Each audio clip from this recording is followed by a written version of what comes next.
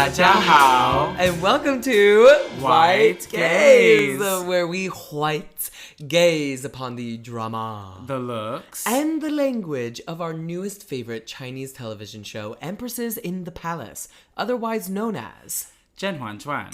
And my name is Trenty. And I'm Big Westi. And today we are going over episode 18. Last time in episode 17, we saw Zhen Huan Justice. We did.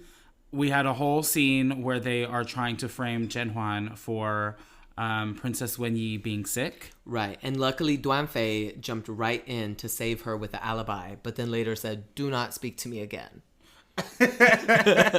Well, she was the only girl with a cassava starch. Well, she was. And so we do get into that today. But before we jump into the drama, can we just say how amazing this is? We are finally in the room together. We are holding hands because this is the first time we are recording since I have returned to this country.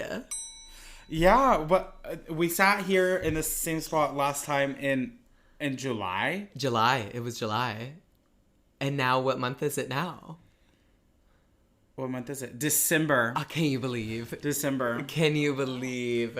And you've been gone away, and I've been promoting the pod to everybody that I see. But I'm like, well, but just there's nothing new, but well, here we are, bitch. Listen. We're new now. And I want to give a shout out. I know this is not Whispers in the Palace time, but I want to give a shout out to Annabelle because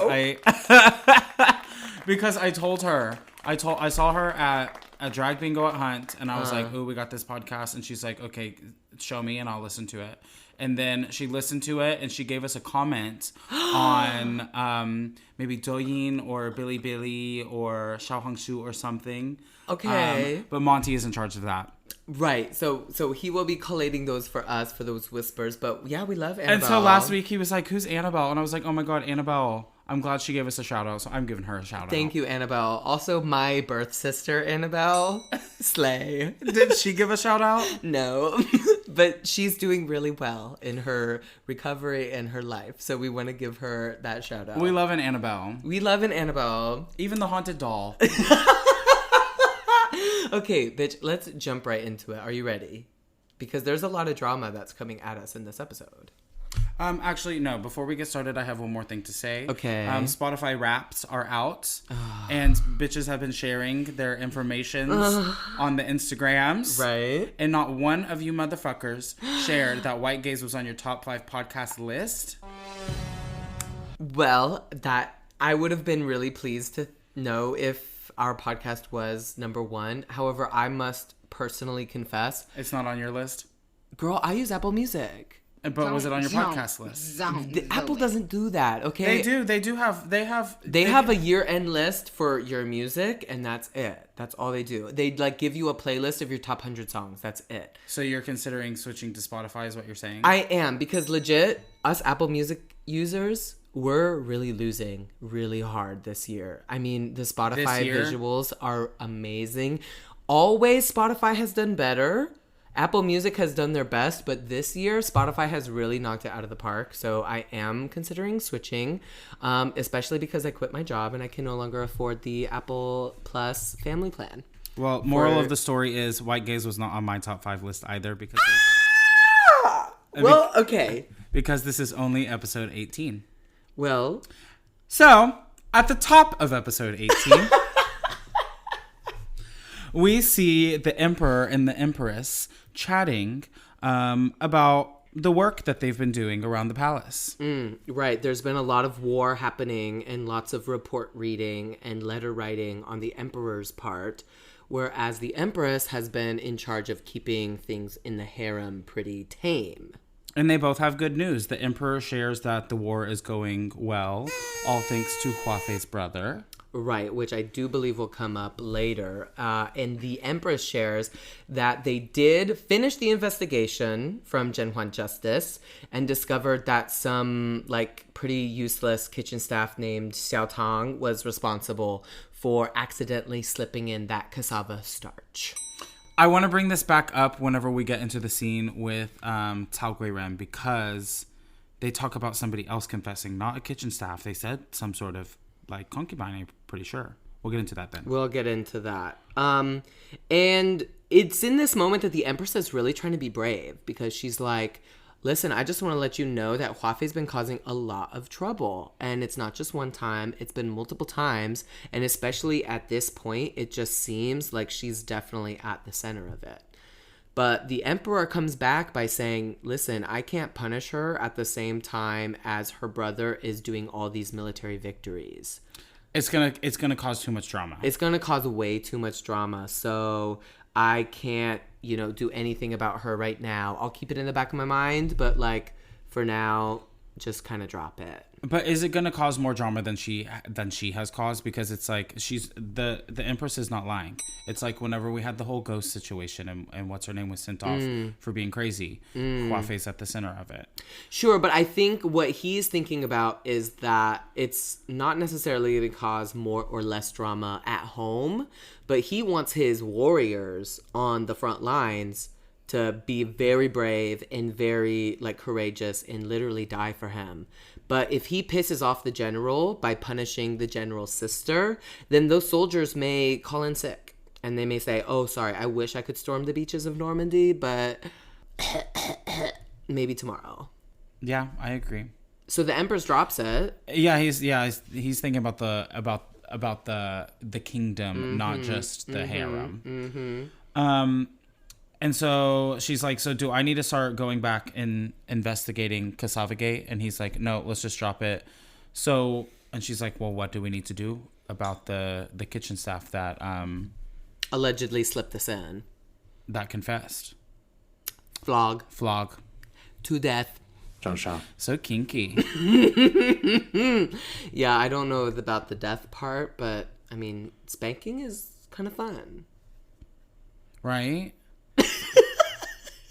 Trenton is sitting here in his Treasure Island Media t-shirt. I want to smell like a slut, to be totally honest. Okay, next we see Zhen Huan and An Ling Rong are slaying the sewing challenge. What? Child. Anyway, so... In the outline, I wrote that Zhen Huan is too sweaty and wants to take a break from sewing because she doesn't want to ruin the fabric.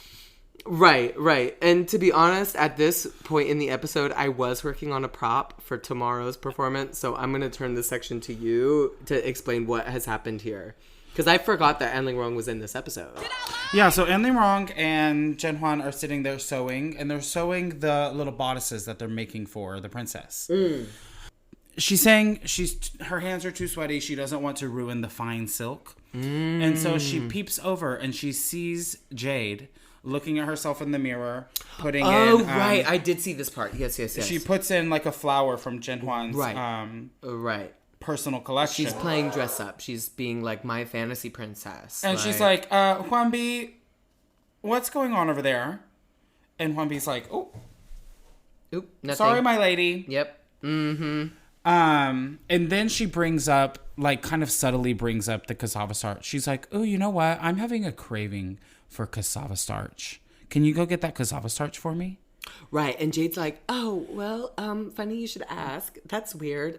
Why? Why do you want cassava starch? She's like, I'm just having a craving for it. Like, we have it, don't we? Because you went to the kitchen and got it, didn't you? And Jade was like, I mean, yeah, I got it, but we're kind of out now. She said, after all this drama that has caused, I threw it all out because we... Oh. Yeah. Oh. I mean, it's clear to me that Zhen Huan is interrogating her because I think she thinks Jade is involved. She's catching on. Which see, Jade last episode. I was never on team conspiracy. Team conspiracy. I never thought Jade would do such a thing. But Zhen Huan is on my team. I've known that she's been acting out of pocket for so long, and the things are adding up. Okay. I said what I said. In the next scene, we see that Cao Guiren goes to visit the emperor, and this is the first time that we're seeing them together since Zhen Huan Justice, where they were investigating the poisoning of her own daughter. She explains that she had brought him some snacks of lotus seeds to help beat the summer heat, And the emperor comments like, "Ooh, I hope you did not break your nails peeling these, because I guess the lotus seeds, you've got to peel them." Mm-hmm. And they've got those fierce little claws on. She does. And we're getting big language alert here, maybe?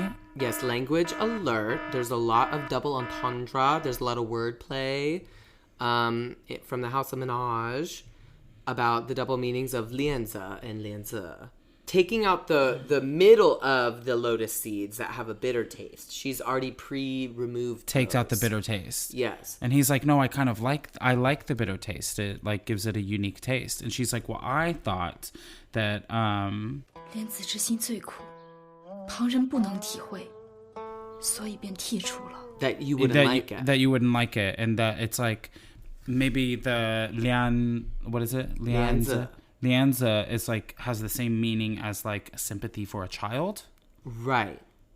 She's like, again, inferring to the inference of the poisoning of her daughter. So she like takes that out because I guess it has the same right the same sound or something. So she takes it out to infer that.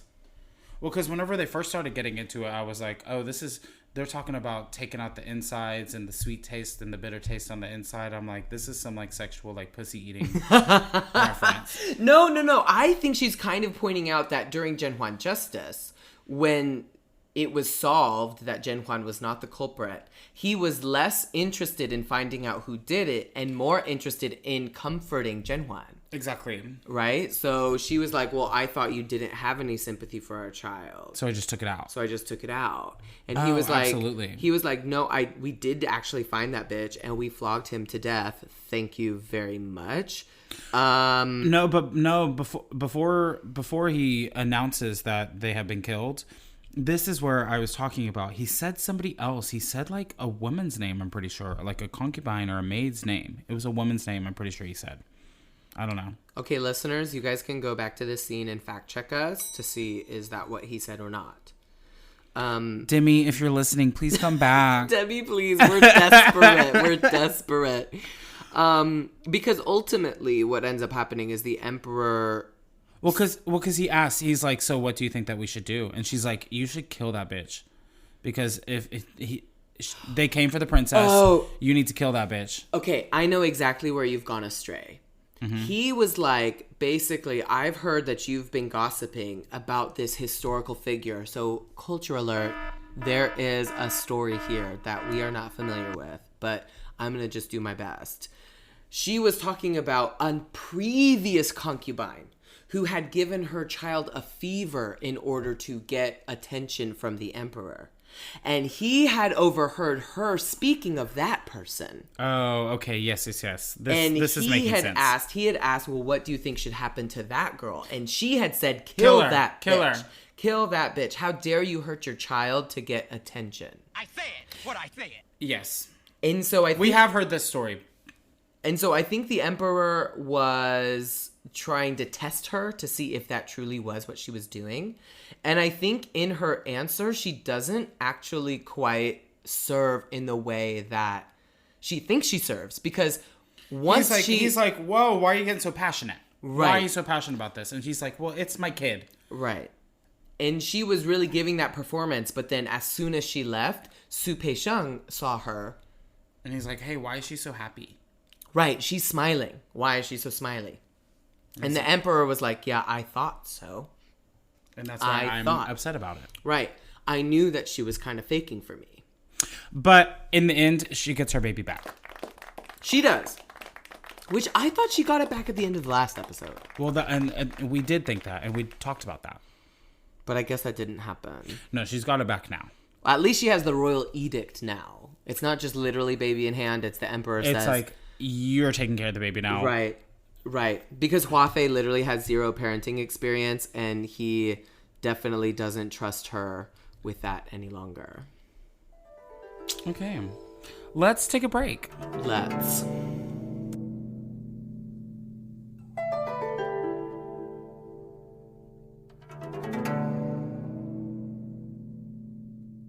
Hey, Cam! Hey, Gio! Guess what? What? We're doing a podcast! We are doing a podcast, an unofficial Disney podcast. Yes! yes! Ooh, I love Disney! And do you know what makes us different from other podcasts? Yes, we're not two white women drinking wine and talking about true crime. Well, yeah, but besides that, we're reviewing Disney animated classics without any accreditation. Oh, yeah, that too. That's right.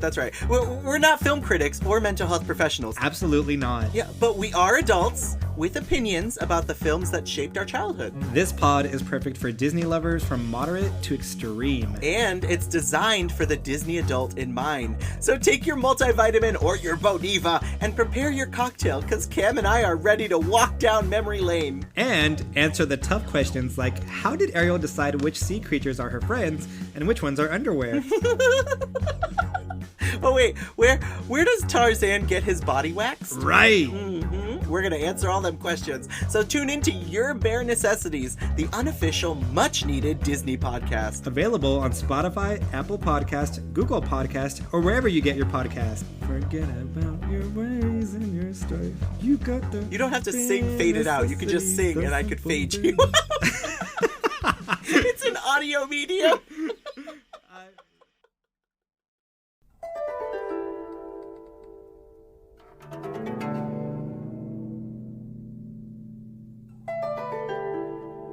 And we're back. I'm fresh from my BetterHelp consultation. Yeah, how'd that go? It didn't. Anyways, the Emperor is doing some war things, but he gets an invite from Hua Fei to go eat some late night snacks. She's got some like xiao long xia, or she's got some like little chippies for him to enjoy late at night. What was that that chicken place we had after Medusa the other night? Oh my god. Oh, it's like duo. Did we get Big Bear? No, we did not get Big Bear, but I do like Big Bear chicken. Shout out if you want to sponsor us. No, it was like mi duo or something like that. It was the other one. The other one? Yeah. Oh, Obligi? It was not Obligi, no, but you know what? We're naming them all now. Yeah, so at first he's like, no, fuck off. I'm busy. And then, like, not 2 seconds later, he's like, Su Pei-sheng, come back. Right. He's like, I'm kind of hungry. He is hungry. I mean, a man. And Su Pei-sheng's like, okay, I'll get you some soup. And he's like, no, you just told me that Hua Fei already offered, so I'm going to go to Hua Fei's. Right. And then I'm going to Zhen Huan's for brunch. Right. And I agree with him. I do feel like my decision making is largely based on my stomach. Mm-hmm. So if I'm hungry, that is how I decide my future. So in this moment, I do agree with the Emperor. I would do it too. Even if I was mad, because I do think he is still mad and suspicious at Hua Fei, but she's got the snacks. So you're going to go. Well, we'll see the suspicion grow. And also on this outline, I wrote Shu Pei-sheng.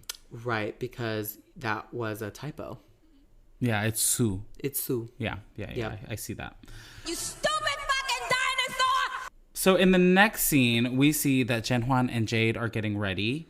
This is just a short little scene. We see Zhen Huan and Jade getting ready for breakfast. And Jade, because this is still the night before. No, this is the next morning. No, because we see them the night of. We see Hua Fei in the jammies. That's the next morning, because when they wake up. Oh, okay. You're right. I'm sorry. Let me start over. Okay. So we get a short little scene of Zhen Huan and Jade getting ready for the big brunch, and Jade is talking mad shit. What the fuck? About Ailing wrong again, and Zhen Huan is like, I don't know who the fuck you think you are. You can't be talking like this. Like don't forget your place. Don't You're forget. A maid. Don't you forget. Are a maid. I like in her mind, she's like, I know you're my sister, but at the same time, on the outside, she's like, Go, you're my maid. Stop wearing my clothes. Stop talking shit about my girlfriends. Like, what's wrong with you?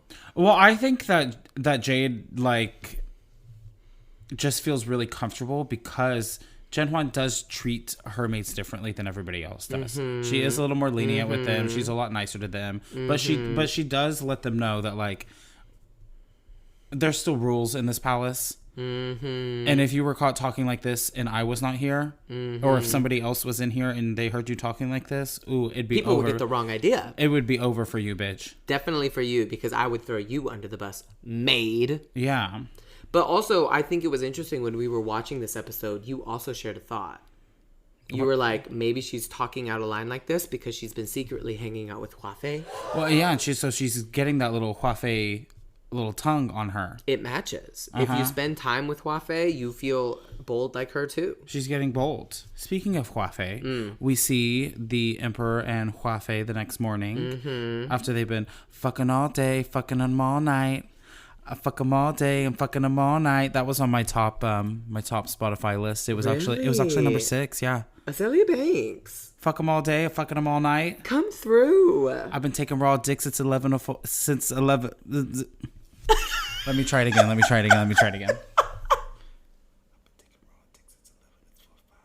I've been taking raw dick since 11. It's 4:05 in the morning. In the dawn, he be freaking me out. Got me lockjaw dick deep in my mouth. He mesmerized with my eyes and my feminine thighs. It's a little bit too fast for me to. You know what? She does. I try my hardest. She spits hard. I try my hardest. And you do. But she is helping him get ready, and he's got these really dramatic shoulders on. Did you notice those? Well, because they're pointy. Those aren't his jammies because he's already like halfway in drag. Yeah. But I do like the pink jammies that Hua Fei has on. And I do believe that when we do change our cover photo, we're gonna be wearing jammies. We're jammies. We're wearing jammies. We are. We're gonna find one of those apartments that I told you about. Yes, and we're gonna rent it out for the shoot. So and we're just gonna show up in our jammies. We love our subscribers on IFADN who continue to fund our creative projects, and we aim to give you more and more content. So remember to subscribe. But anyways, yes, his shoulders remind me. There's a new Pokemon. So there's a new Pokemon game called Scarlet and Violet. And there's a new Pokemon spoiler. It's an evolution of Bisharp, and it's called King Gambit. And he's supposed to be like sort of an emperor Pokemon. And he's got these really dramatic shoulders where they're just very pointy. And the emperor was giving that exactly. And then he also comes out in the hat that we have. You know, honestly, I didn't see a lot going on this episode, so I might choose him. Oh, interesting. Okay. You got somebody else? We'll get to that later. Baby, they are going to Mr. and Miss on the Bund fancy. They are. That's what I'm saying. That it, like she's getting him ready for brunch, and Mama, they're not going to Highline. They're going to Mr. and Mrs. Did I ever tell you about the time that Asia and I went to Mr. and Mrs. Bund for the first time? Oh, and what were you wearing? Did you come straight from the gym? Girl, no, worse. Okay, we were both living deep in Minhang at this point. It was our first year in Shanghai, and we were just going on every weekend we would go to a new brunch place. I never been there. Mr. and Mrs. Bund was just on our list. We had no idea what it was or like the context, so we were just like, okay, it's a random Saturday. Let's go to Mr. and Mrs. Bund. Bitch, I show up in some red cloth shorts, my oversized Pikachu t-shirt, and flip-flops. And immediately, a man in a suit is asking me if I want to pay 100 kwai for some Evian water. Don't. And immediately, I knew I was in the wrong place. I was y'all stay? Oh, fuck. Yeah, we stayed. The food was delicious. How much was it? It ended up being about 400 a person. Oh, okay. And it was There's like no a drinks, full course. That was not including drinks. Like, we just got tap water. We were very insistent, do not bring us Evian, give us the sink water from the back. But they do bring you like all the dishes out like personally and say like, this is the roasted salmon with the spinach en mahon, and then you eat that, and then they'll bring out the like, ooh, this is our cinnamon collation, and then you eat that too. Girl, not the people in the comments coming for us making fun of the Chinese culture. Now they're going to be coming for us making fun of French. Oh my god. Girl, we'll get to that. But yeah, they're going to Mr. and Mrs. They're not going to Highline. That's true. They're not going to Talkalicious. And she slips in some things because she knows that she's kind of in trouble. So she was like, I'm just so glad that you came. literally inside my pussy, just because I thought you never wanted to see me again. And he was just like, well, you know, like, your brother's been doing really well, and I've been thinking about you. And she's like, oh, I'm just so worried about my brother. He's been injured, and I hope he's doing okay. And he was like, oh, stop this silly talk. Your brother's been talking about you in all the letters. So I know y'all are up to this. And he sent some medicine to the battlefields in Hua Fei's name. Right. And then Hua Fei's like, oh my God, on this amazing festival that's coming up, I'm going to pray for all the dead soldiers. Can we get some extra papers to burn and so they can be fiercely initiated into the afterlife? And then she bends over. And then he leaves and gives a little smack on the ass. Not a little. Is this like the first like kind of naughty little thing that we've seen? No, has he remember, been naughty? She's been naughty with him. Not she. She pulled his waistband that very first night. Oh, I do remember that. Yeah. But like But this is the most sexual thing we've ever seen him do. Exactly. That's it's fun to see. Besides pushing Zhen Huan on the swing, yeah. Yeah. And so basically she has used her slutty powers to get out of getting in trouble, which is a skill I aspire to have. And anyways, he goes off to brunch. So he goes off to Zhen Huan's, comes in, he's talking about pickles. They got pickles. And he be slurping that soup too. He like there's so many sound effects in the scene. If you go back and watch the scene, it's a lot of You want me to get real problematic on the pod? Yeah. Yeah, I do. Motherfucker's loud as fuck eating. Okay, we're definitely getting canceled. You in danger, girl. And she's like, basically, do you want some fresh soy milk? Girl, is it that quick? Is it that much of a turnover, the soy milk? I mean, they just get it straight out of the soy cow. That is such a Matt joke.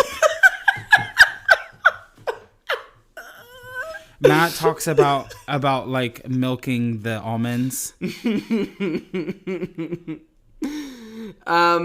Anyways, but the emperor's like, basically, we're going to go back to the real palace. The time at our summer palace is over. We are going to be going back. And he's worried about the empress. She's going to be very busy. She's going to be super busy. And so he was like, basically, I'm about to promote Hua Fei. What do you think, Zhen Huan? And she's like, no. Basically, she goes off on a whole thing about like all the different things about how it's going to cause a bunch of drama, a bunch of gossip. Right. Right. Well, because she basically says that, oh, well, people will think that you're only doing this for the reason of her brother, which is going to make her brother feel more prideful. Mm-hmm. Right? Maybe that's not going to be a very good thing for your reputation as the emperor. And there's like a moment of silence. And then she immediately gets on her knees and starts apologizing. It's like, it's kind of an awkward moment. It like gets a little bit too long, I think. And then she's like, fuck, I need to... No, but it's too much. Like, I hate people who like are apologizing too quick. It's like, girl, don't apologize. Like, he asked you a question and you answered it. You have nothing to apologize for. That's exactly. Well, exactly. Sorry, you didn't like what I said. Right. You need to give an apologia. I don't know what the reference is. It's a PR term. It's like, I'm sorry that you are upset. Right. It's a non-apology. It's a like, non-apology. Right. I would agree with that as well in this situation. I'm sorry that you're upset, but I'm not sorry about what was said. Right. Whereas she immediately gets on her knees and says like, oh, forgive my whore mouth. I should never have stepped in on this situation. I'm not supposed to be talking about governance. Right. Whereas luckily, after a moment of slurping, 无妨，朕说过许你一政。 the emperor does agree, like, no, I'm sorry. I gave you permission to speak your mind, and not a lot of people do. So I am thankful for you. But anyways, I gotta go. Brunch was great, but I have to go. No. What? No. Because she's like, well, actually, I'm just looking out for everybody. I'm looking out for the harem. I don't want to cause all this drama. And you can't really, you need to do one of these sort of promotions, or not a promotion, but a promotion during a festival. And he's like, well, you're right. So I can't do it now because we're in the middle of a festival right now. And then we have Mid-Autumn, and then we have Spring Festival. And he's like, so the best time for me to do it is Lantern Festival at the end of the Spring Festival. And so we'll wait. Right. Oh, right. And then she brings up Shen Zhuang. Yes. And she's like, well, Shen Zhuang did such a good job, and you were really happy with her, but I wish she could do it. It's such a shame that she's still in her 7+7+5+3 lockdown. Pussy prison. It's such a shame. And he cuts her off. He's like, no. She needs more self-reflection. Mm-hmm. And we can't do anything until Liu Bin is found. He's still at large. We're still looking for him. Right. And Zhen Huan sort of perks up at that. She's like, right. If we can find him, that's the next step. Mm-hmm. So I'm hopeful. This conversation does give me hope because we haven't seen Shen Zhuang in 3 episodes now. Well, because us as an audience, this is giving us the idea that we're getting her back into the right. plot. She will be eventually here. She's just not here now. I was worried she was about to go the way of like Yu Daiying. To where she's just gonna pop right off. She's gone. No, I think she's still think she's one of the top characters, and so I don't think we're just getting rid of her that easily. So they sort it out and they sit back down. Oh right, and before he leaves, he looks over at Jade and says, "Jade, I love that green dress that you're wearing, but it does not match that gaudy pink flower in your hair or those pink shoes." And she is mortified. She like is smiling, but you can tell on the inside she wants to jump off a building. She's like so sad that he has read her, and he read her so effortlessly and like not even in a shady way. He was just like very plainly, "You're ugly and this was a bad choice. You're tacky and I hate you." pretty much. And so she's like, "Thank you, Emperor. Anyways, I need to go cry." And she runs out of the building. No, because Zhen Huan is like, you know what? I have a nice new pink silk. Go put that one on to match that gaudy pink headpiece. Let's keep the colors like monochromatic rather than trying to blend these like tacky colors together. I'm not a pink and green kind of girl. Me neither. I'm not really a pastel princess. Okay, Deja Sky. Yeah, I'm much more of like a darker color, but I do feel like I'm in my red era right now. That's what you had said, as she sits here in red. I am in red. I'm in these little red shorts. Thank you, Ray. I thought about a red era too, but I think I'm like lately have been into greens. Okay, great. Greens are like foresty and natural and very balanced. Yeah. Let's take a break.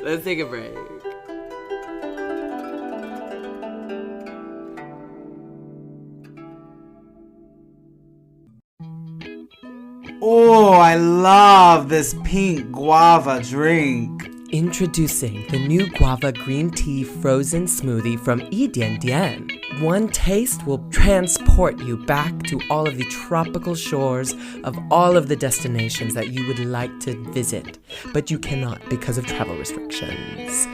Tasting of guava and green tea, you can imagine yourselves frolicking between the waves.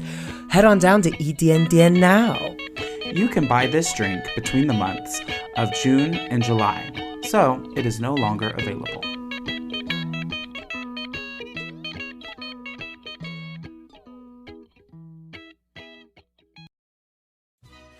Hey girl, I am at Alimentari right now and the wait is way too long. You're kidding me. How long are they saying? They're saying an hour and a half. Oh, wow. That is a certainly long amount of time. But no worries. Guess what? What? I have learned to live and dine like an Italian from the comfort of my own home. How did you do that? With the Alimentari Home Cookbook.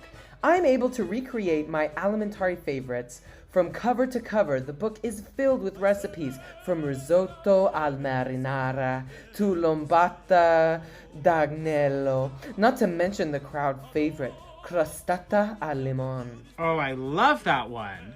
Exactly. You can pick up this cookbook if you want from any of the alimentari locations on Anfu-lu, on Wuding-lu, on Donghu-lu, on Kangding-lu, or from Bar Centrale on Yangping-lu. Lovely. Do they tell you how to make a pizza? Oh, girl, do they tell you how to make a pizza? They tell you how to make a ravioli, spinaci e ricotta. They tell you how to make pizza. They tell you exactly how to cut the little cheeses to look beautiful on the board. Lovely. I'll grab a bottle of Aperol and I'm on my way. See you tonight.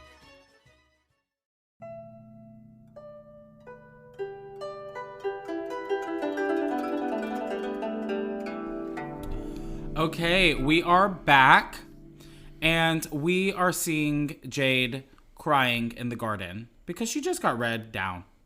She is crying by the tree, and who shows up but our favorite fuckboy, the 17th Prince? Well, but first, let me say, Yes, Daddy. she should have gone over it and she should have put the fucking pink thing on. She never put the pink silk on. The thing is, I don't think the silk was a finished dress. I think she said, I have the fabric to make you a pink dress. So you can wear that shoes and that. Yes. And my flower. Right, and my flower that you stole. Right. So I think that's why she just immediately ran and cried. But he comes up and he's like, ooh, who is this sexy mama crying in the garden? Why are you crying? And she was like, oh, somebody said I was ugly. And he was like, who? And she was just like, somebody. Like, 'cause she's not about to say who it was. Well, you know what? From behind, he probably got real lit because he probably thought that it was Zhen Huan. Because we've had this continued narrative of them looking alike. We know they look alike. We know that they're sisters. The people at the palace don't know that they're sisters, but it is definitely at play in this moment. And this is giving me a little bit of suspicion because we know that Jade has been acting out of pocket. Is she going to try to fuck him now? Because he's single. And she's technically single, whereas Zhen Huan is technically married to her brother. I just still want to believe in Jade. Why? Because I like her. Yeah, but she's been really cunty for 3 episodes in a row. I don't know. I lost my goodwill for her. I don't care about her anymore. I think she's just a bitch. I think that she's a person that is hurting and... Hurt people. Is that what you're about to say? And I think maybe if she had somebody to talk to about her problems, that that she could work it out. Well, hopefully... Maybe she could try BetterHelp.com. Yeah, maybe she should. Maybe she fucking should. But anyways, Liuju or Vermilion oversees this, and she goes back to tell the girls. She tells Zhen Huan and Jinxi. Right, being like, by the way, Jade is being real whore-like in the garden. Are y'all aware of this? She didn't say anything about her being with a man. She just said that she was crying. Well, but then Jinxi's like, thank you, bye. Right, she's like, thanks for the report, goodbye. And then she, Vermilion does look a little concerned, why am I being out of the loop? Mm-hmm. But she obeys because she's the good maid. Exactly. And so they leave, and then Jinxi is like, listen, we need to talk. I'm skeptical. I've been noticing that Jade has been taking your shit. I'm very suspicious about what's going on over here. And then Zhen Huan's like, oh my gosh, I'm not the only one. Right. She's like, you know what? I think that she has been conspiring with Cao Guiren and Hua Fei. And she is so spicy in this scene. I love it. Because Jinxi is like, well, are you sure you want to give her the fabric for the dress? And she's like, yeah. 赏，自然要赏。你再把我妆台上那串珍珠项链一并给了她。 And I'm going to give her the pearl necklace. I'm going to give her everything because she didn't get the attention now. What do you think she's going to do next time? Mm-hmm. Right? Because she is so desperate to be noticed by the emperor and she's taking all my shit and she's trying to just be this big bitch on campus. She can have it. Just let her have it. But I'm so fucking pissed at her for embarrassing me in this way. Because Jinxi is she was acting untowards at the table and all the girls were noticing it. and I know that you treat your servants well. I mean, even the emperor mentioned it, right? The emperor was like, yeah, if you treat your servants well, they're gonna do what you say. But if you don't treat your servants well, they're gonna bear a grudge against you and not do shit for you. Mm-hmm. And Zhen Huan just feels like stuck between this like rock and a hard place because she does treat Jade different than everybody else in order for Jade to like chill the fuck out, but it actually just makes Jade act even crazier. Hoi. So I'm just glad that they're onto her. I hope they solve this problem soon because it's annoying the fuck out of me. I don't want to see the fall of Jade. I want to keep her. Well, but Jade is doing it to herself, honestly. She is doing it to herself. She absolutely is, but I want the big reveal of the sisterhood. That's what I'm waiting for. Well, I feel like it is bubbling up because they did say that this festival that they're organizing right now does have to do with your ancestors, like burning the papers for your ancestors. And do they have the same ancestors? Well, Zhen Huan and Jade do, certainly. Is it same dad, same mom? It's same dad. Same dad. Different mom, but same dad. Yeah. Yeah. In the next scene, we see Hua Fei and Michi Miao Miao. And somehow, Hua Fei knows that Zhen Huan said that she should not be promoted to helping the Empress whenever they get back to the palace. Right. And Michi Miao Miao is really trying to chill her the fuck out, to be like, listen, she's beaten you this one time, but you are on the rise eventually. She's not going to beat you again. Like, don't freak out. Y'all heard how I said somehow. Right. Because it is unclear how she were to know that information immediately. So quick. Like, how did she know? Immediately. I mean, there's a mole for sure. And it's Jade. Well, I do believe it is Jade. Yeah, that is true. And so we'll have to see how that plays out. But I do want to give props to Hua Fei for wearing a different color. She is sort of like in this yellow, this pastel that I think is new for her. No, we've seen this pastel before, this yellow. Not on her. She was wearing like a weird green before.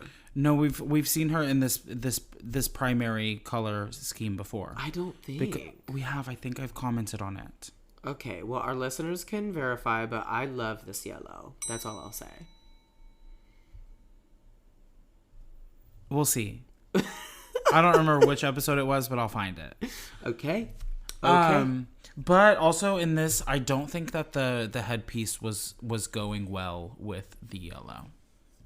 Yeah, I was just really commenting on the fabric color itself, like not on the whole look. Yeah. The headpiece I did like separately. It was giving kind of intergalactic. It was giving me all the planets. Oh, okay. It was giving me Jupiter Big Red Spot. It was giving me Neptune Blue. Okay. It was giving me Venus Gas Yellow. Yes, okay. It was giving me Earth Blues and Greens. Okay. Was it giving you some Mars Red Planet? Well, I did say Jupiter Big Red Spot, but Mars Red Planet also would go in there. Okay, all right. Now, Michi Miao Miao, I think, is doing a great job in this scene because she somehow manipulates Hua Fei into realizing that this is a good thing. It's a good thing. I mean, it is completely made up. It's not real at all. But somehow Hua Fei comes to the conclusion that, oh, if he promoted me right now, they would think it's just because of my brother. He's waiting to promote me when it's just me because he loves me and he cares about me and he's my husband. Did you catch that? She called him husband this time. Baby, are you out here? Do y'all have nicknames? Are you calling him Salang? Salang? I don't think. But anyways, Michi Miao Miao was like, exactly. That's exactly what I meant. And I think we all need a Michi Miao Miao in our life. Well, but Michi Miao Miao is a little cunt too. I don't think that she's coming from a place of legitimate care. She is a maid and she just wants success as well. Like, they're a match made in heaven because they have no love in their hearts. It's just ambition. So this next scene, I'm a little bit lost about what's going on. So we see Zhen Huan is going to Cao Guiren's and she brings her all these gifts. And she's like, oh, look, here's all these bodices I made for the princess. Yeah. We saw them sewing them earlier. And then she's like, but I have another gift for you, but I can't give it to you out here in the open. It's a secret gift. I need to give it to you in private. can we please go into your quarters and I can tell you more about it. And so she says, 妹妹跟我来. What is it? 妹妹跟我来. 跟我. What is that? Like, 跟我. with me, With let's me, go. let's go. Yeah. 妹妹 is like sister. 妹妹, yeah. Yeah. 妹妹跟我来. And so they go off into the side room, and she presents her with this emerald honey. It's pure. Bad bitches to the left. You know, I was thinking it was like matcha. It looked a little. It's very green. It's very green. You know, I'm sorry that I did not just acknowledge your Renaissance reference. You know what? And you're gonna go to hell for that. But we must continue.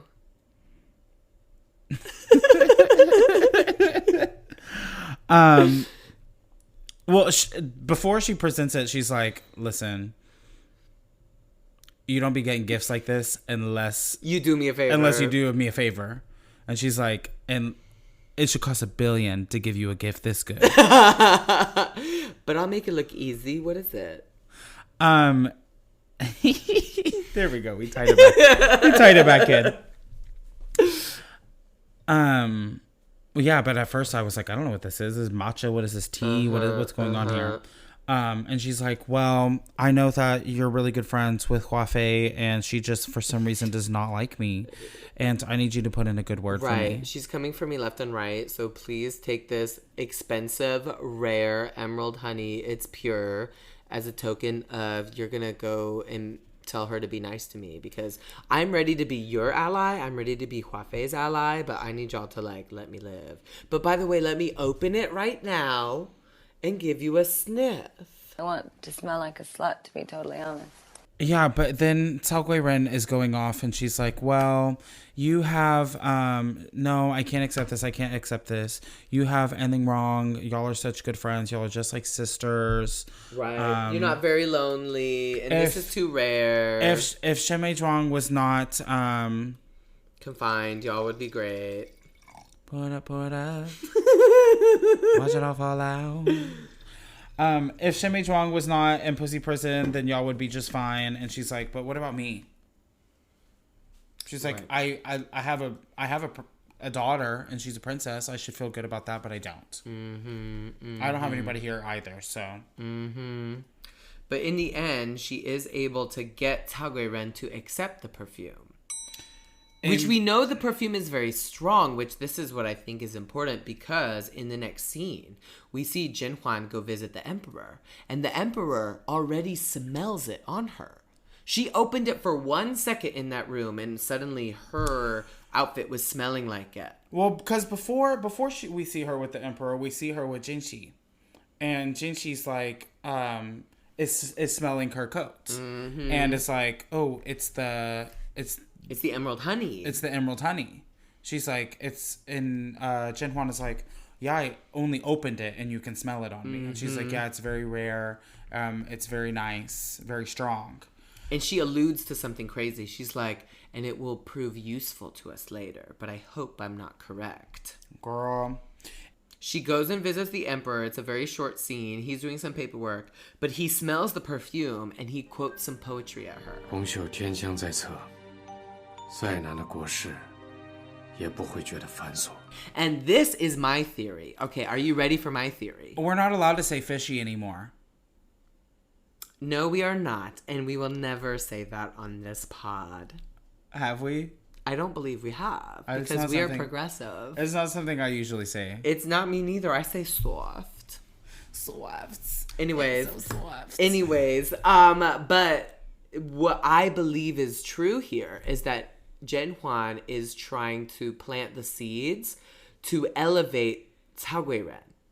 Because if she gives the perfume to Cao Guiren and automatically the emperor is complimenting her on her smell, then the next time the emperor smells Cao Guiren, he's going to compliment her too. Oh, trying to lift your sisters yes, up. But I think she's trying to win world. over Cao Guiren. She knows that Cao Guiren's baby was poisoned by Hua Fei, so now she's giving her a really expensive gift to try to lure her over. And then once the emperor notices, smells it, he's gonna and like give her it. power. Cao Guiren is gonna notice that it came from Zhen Huan. So maybe Cao Guiren will change her alliance. Very good observation. That's what I think. That's just what I think. That's a good guess. But anyways, this scene is too short to really make any big conclusions. I think it's just a little. It will prove to be a plot point later. And that's possibly what it could be. I'm gonna follow that one too. But the next scene, bitch, this is where the drama goes down. And this is where Zhen Huan is too smart for me because she does things that I do not understand. Well, yeah, because whenever we were first watching it, I was a little confused at first. I didn't follow. I wasn't following. She's back in her home and she's with Jinxi, she's with Liuzhu, and she's with Huanbi. And she's like, Huanbi, I need you to stay here because I'm dressing up as you. I'm going to go sneak in and see Shen Meizhuang at her home and like talk to her and give her some gifts. And Jinxi and Liuzhu Vermilion, they're both being like, oh girl, I don't know about that. But I guess we have to. And then they're both in on it though. They're in on it. And Jade's like, oh, that sounds kind of dangerous. Like, you could get caught and something bad could happen to you. But she's like, well, I'm going to do it anyways. Definitely, I'm doing it. So, in case you were in doubt, I'm definitely doing it. I'm on my way to go see Shen Meizhuang right now, and I'm not allowed to. Right. It is illegal, just so everybody knows. Anyways, let's go, girls. And then they leave. I hope that Hua Fei doesn't find out about it. Right. It would really crush me if somebody told Hua Fei what I was about to do. Let's go, girls. And then they go. And they pop like right around the corner and they're like, okay. And Jinxi's like, hurry. They're waiting on you. And so she runs over and this I still wasn't catching on at this point. I was lost still too because she pops into Jingping. She goes to visit Jingping, and I'm like, well, what is she talking to Jingping for? What is this? And then it starts to click because Jingping's maid comes in, and she's like, ooh, Hua Fei is causing a big scene. She's right outside. Is causing a big scene, and they think that somebody is going to see Shen Meizhuang right now. And Zhen Huan's like, well, why don't we wait and see? Well, why don't we find out? What's going on over there? I can't wait to see how this turns out. And Jingping has a smile on her face too, and it's like, oh girl, yeah. Was Jingping in on it too? I don't think she was in on it, but I think in that moment she realized. But I need to know what's the tea over here because they live at the same palace, don't they? Jingping is like the head mother of that palace that Shen Meizhuang also lives at. It's separate quarters. It's like separate quarters, but same palace. It's like same xiaoqu, but like different like apartment building. Mm-hmm. Yeah. And so, but Jingping is like the head mother of the whole xiaoqu. And so, like whenever she was like put into quarantine or lockdown, like Jingping is like the Juwei Hui of it. She's organizing the group buys. She is. Okay. She's there overseeing it all. So anyways, I'm still like kind of confused at this point, but then all the girls go out into the courtyard because Hua Fei is pissed off and is like, I demand to go inside and see what the fuck is going on inside of there. And luckily, Orchid Momo is there and she's like, girl, I can't let you go inside. What are you talking about? She's locked. She's in pussy prison. Nobody's allowed in there. Nobody's allowed to go in there. And she's like, yeah, I know, but there's an intruder, so I need to go and investigate. And she was like, girl, I can't let you do that. Then out the background comes Jinxi and Vermilion. And they come around and say, oh yeah, we just delivered some stuff on behalf of Zhen Huan, but Zhen Huan's not in there for sure. It's just us. It's just us. We're just delivering. We didn't see her. Right. And then Hua Fei is like, well, I would like to go and see for myself. I need to know. Shit starts stirring up. Yes. Su Peixiang hears about it and goes... Well, because Jingping's little maid Ruo Yi, I said that wrong. Listeners, you can read me for sure. But Ruo Yi is sent to the emperor, who is playing Wu Ziqi or some other game with the 17th prince. Oh, yes, yes. And she's like, Hua Fei is causing a disturbance in the hall, and I need y'all to like come and solve this because she's yelling. It's late. Come and solve this. And so the 17th prince is like, well, maybe I should go home. Like, it's okay, I can go. And he's like, no, we're going to send you to the island, Love Island. You're going to Love Island. A hot new bombshell has entered the villa. You're going to Love Island. Because they have to finish their game in the morning. He's like not believing that he'll come back. to play. So he's like, you go to Love Island. I'm going to solve this problem. I promise. And he seems very embarrassed about this, to be honest. Well, because it's his girls. He should get them in line and they should not be doing this. Right.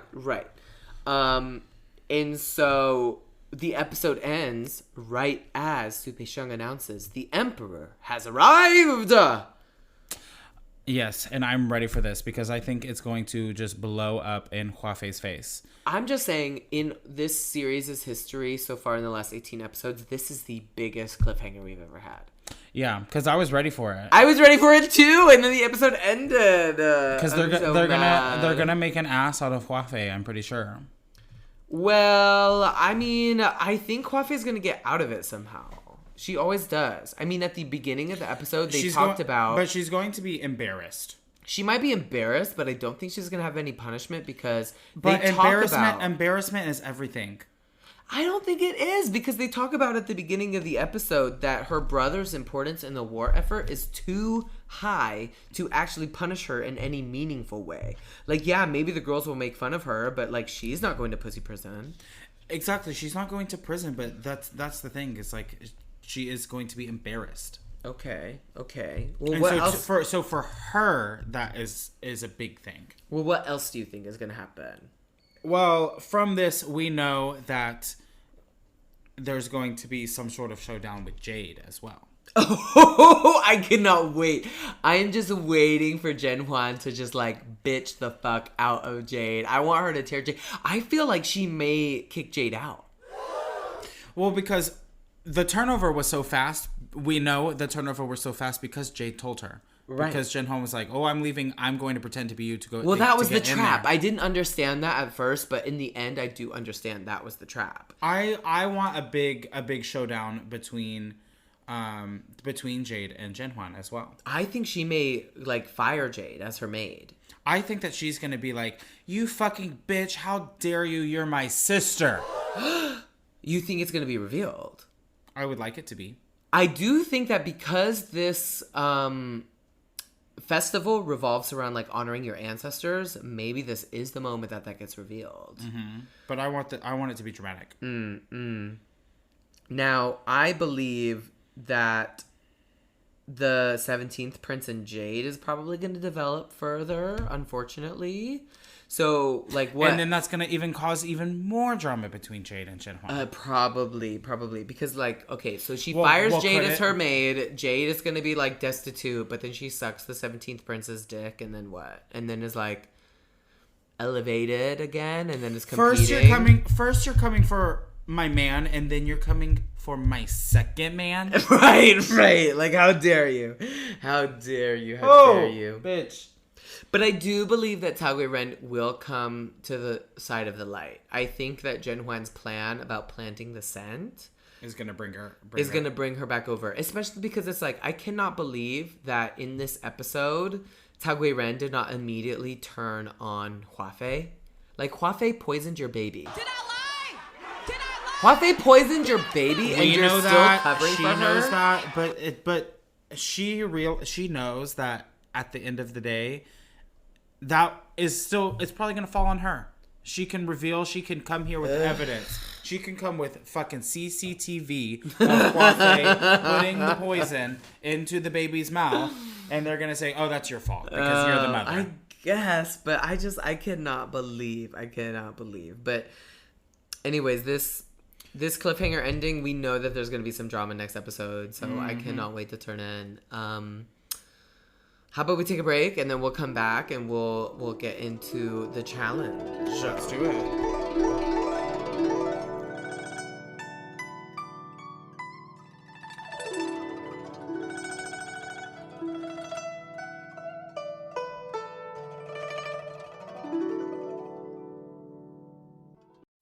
Hi there.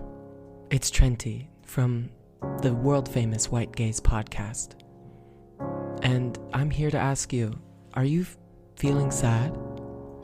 Are you suffering from crippling anxiety? Have you ever been trapped outside of a foreign country for an uncomfortable amount of time while you wait on your visa? I'm not comfortable with sharing my trauma on the pod. Well, either way, BetterHelp is there for you. BetterHelp is an online therapy service for people who can afford it. You can access them at betterhelp.com.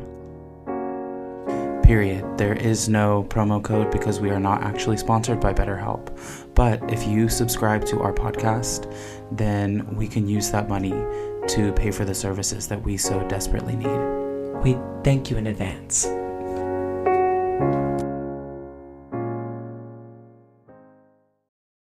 Oh my god, girl. Where did you get that confident and sexy glow? I've never seen you like this before.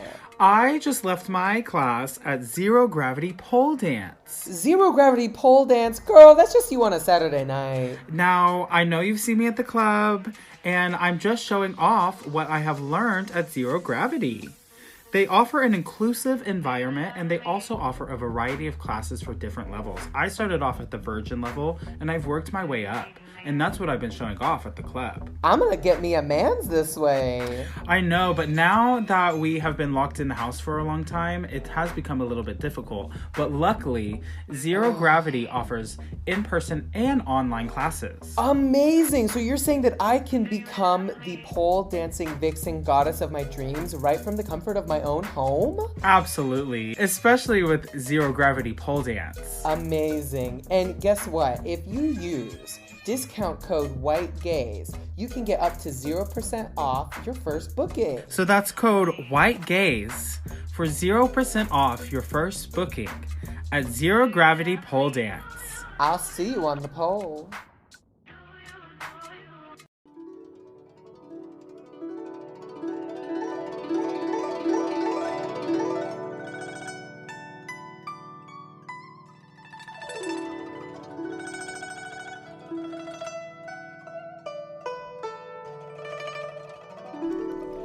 We're back, and this is just in time for 本周心机争宠装. Alright, I don't think that the girls were serving, so I'm gonna give it to the Emperor's brunch look. I have to agree. Those pointed shoulders were something new. It was a new silhouette. And the girls, I mean, Hua Fei was serving a yellow color, which I did like. But like you said, just the look wasn't complete with the headpieces. Yeah. So the Emperor. Congratulations, Emperor. You are the richest person in the country, so of course you would win. Is this our first Emperor win? No, he's won before. He won whenever they went to the spa. Yes, he won when they went to New Star. Yes, that's true. That's true. Because he was giving rainbow. Yes. So in the comments, please let us know. Do you agree that the Emperor had the best look this episode? Who do you think had the best look? Please let us know. And that was 本周心机争宠装. This week, I have the distinct pleasure of offering the language challenge for Big Westi, and this week we are doing a brand new challenge called 猜灯谜, which is called Guess the Lantern Riddle. Mm-hmm. So in Chinese culture, people would write riddles onto paper strips. Then they would paste those strips onto lanterns of all sorts of dazzling colors to let people try to solve them. Not only does this make watching the lanterns even more fun, but it also enlightens greater wisdom in a very interesting way. So this tradition has been very popular among the Chinese people as it has been passed down through the generations all the way till today. So these riddles have three parts. They have the mi mian, which is the face of the riddle. They have the mi mu, which is the item of the riddle. And then they have mi di, which is the answer for the riddle, like the bottom of it, like this is the correct answer. So the mi mian is the first line, and it's the description of the riddle, and it will give you all the clues that you need to use to find the riddle. Now the mi mu is telling you what the format of the answer will be. So the first line is all the clues that you need. The second line is what exactly they're asking for, okay? And there's a specific type of riddle that is called a 字谜. And a 字谜 is a riddle that the answer is always a character, So, this will also test your knowledge of characters. All right. Which I feel like you do not know. So, This is going to be great. You're going to lose the challenge for once. For once, you will lose the challenge. I know maybe a few characters. What if it's been in my address before? I know the character. Okay, well, you don't. So, anyways, I will tell you the English translation, and then I will show you the characters, because the characters are important for the answer of the riddle. And you really have to use your critical thinking skills for this. Okay. If you get this, I will be very impressed. Okay. I'm ready. So, listen, I be reading things at school. Okay. That have like the translation and the English underneath it, and I'm like trying to put together. I'm like, oh, this one means printer. This one means I know what like bukai means, so I can read that bukai. All right, so you're saying that you have some understanding of characters, but anyways, I will read to you in Chinese, and then I will give you the English translation, and then I will see if you can come up with the answer. Okay. Now, listeners, I'm just really betting that he is not going to get it. But we're going to give him the time and the space to do his best anyways. Okay. Because that is where true learning happens. Let's see. Okay. So, in Chinese, it is 一口咬掉牛尾巴打一汉子. Okay. So what it means is one bite to bite off the tail of a cow or the oxtail. Guess one character. And so these are the characters. So the answer for this riddle is one character. And the clues for this is 一口咬掉尾巴. You forgot cow. 牛. Yeah, 牛尾巴. Yeah. So it's like the cow's tail. Mm-hmm. So to bite off the cow's tail with one mouth. Mm-hmm. Okay. And you need to guess one character. Okay. Well, I'll give you a hint. Look at the character for Nyo. Do you know the character for Nyo? I see it right here. And Is there one for... Do you see if it were to have a tail? I see the tail, yes. Okay, what if you bit off that tail? What if that tail was gone and you instead replaced it with eco, like one mouth? Do you know what that character would be? I don't know what that character is. I know I can see the cow and I can see the tail, but is it something like a it's not tree, because I know what it's not shoe is. It's not shoe. I know what that one looks like. Is it 10? No. Because but, that okay, would have, you're you'd close. have to take off 2 for that. So if you take off the bottom of Nyo and you just keep those at the top, but then put the ko at the bottom, it becomes the character for Gao. Do you see the difference? So take the tail off of Nyo and put it with the character for ko. Oh, it becomes okay. the character for Gao. For cat. No. Not cat, dog. No. What am I saying? Gao. Go is go. Go. That's what I was thinking. Go. No. This is Gao, like Gaosu, like I tell you. Yeah, okay. I got you. Okay. So, do you understand how the riddle works? I understand how it works. Are you ready for another one? Yeah. Okay. So this is the second riddle in Chinese. 老朋友打一字. In English, it means old friend. Guess one character. Okay, let me see it. So that's 老朋友打一字. So how else could you express 老朋友 in Chinese? You know 老朋友. Yeah. It means old friend. Yeah, that's what I say whenever I have gentlemen callers come over to my house and my neighbors are like, who's this? 老朋友. Well, let me give you a hint. In Chinese, you can also call a 老朋友 a 故人, because 故 carries the meaning of the past or old. So if you combine gu and ren, it can be combined to a new character. Do you know what character that is? If I combine gu and ren into another character, into a new character? Mm-hmm. No, I don't. The answer is 做. To do. I read that, but it doesn't. So look at the character. I see it. I see both of the characters. Yes. Yeah. So you have gu on the left or on the right side of this, but you see those two. Mm-hmm. That's ren actually. So on the left side of the character, that is actually ren. So anytime you see that in a character, it means ren. I see that a lot. Yeah, it means ren.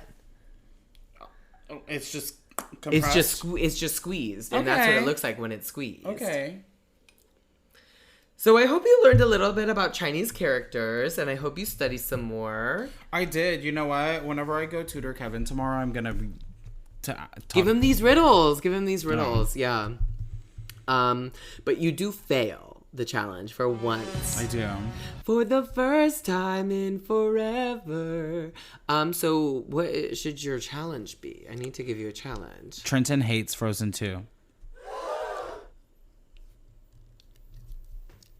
Be that as it may, you need a challenge. So what is your challenge going to be? I know what your challenge is going to be. Uh-huh. I want you to recite on our Aifa Dian a dating profile, like an old style. You know how in the olden days people would send in their videotapes of like, I want a person like this, and I want a person like this.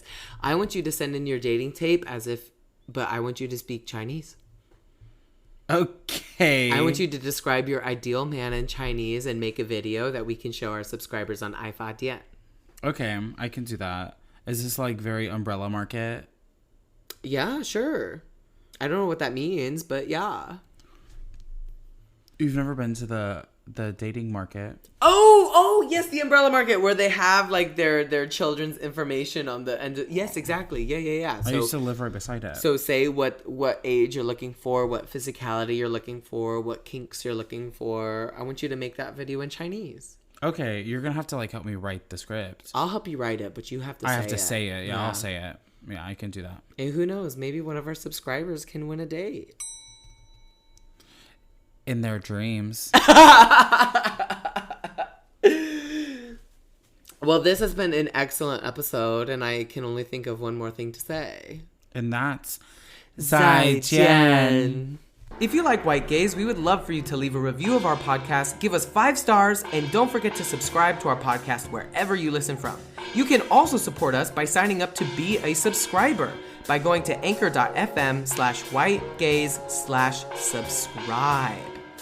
You can follow us at @reverse_cowboy_ and at Officer Trinity, and our White Gaze account is at White Gaze Podcast. You can find us on Instagram, Douyin, TikTok, and the Anchor app.